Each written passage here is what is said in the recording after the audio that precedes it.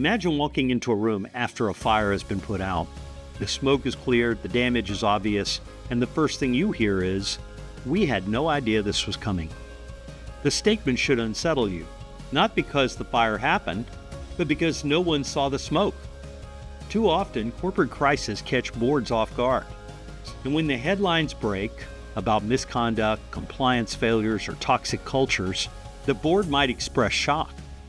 But what raises far more pressing questions are, why were they surprised at all? These surprises are almost never out of the blue.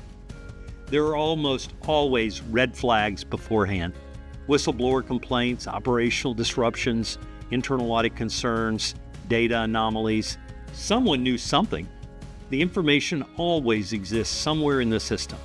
The problem isn't necessarily knowledge, it's communication, access, and willful blindness.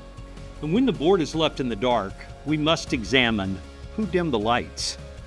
Management is the front line. They're accountable for risk management, ethics, and control systems.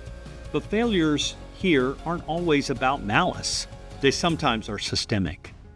Risks that were quietly accepted, issues that seem too complex, or cultures that discourage escalation.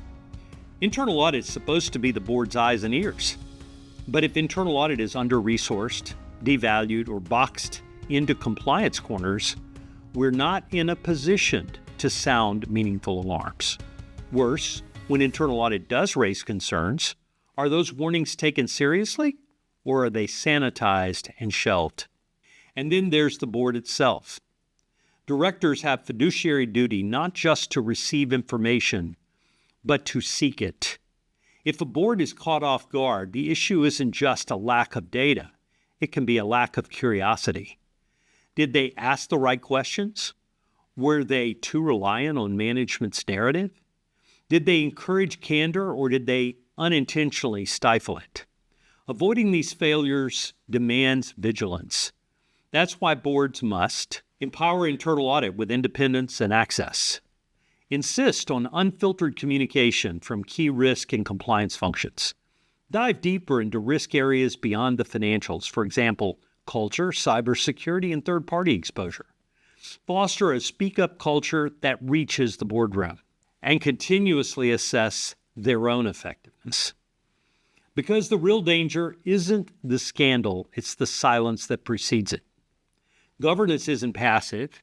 It's not about being handed a crisis response. It's about constantly asking, what aren't we hearing? What might we be missing?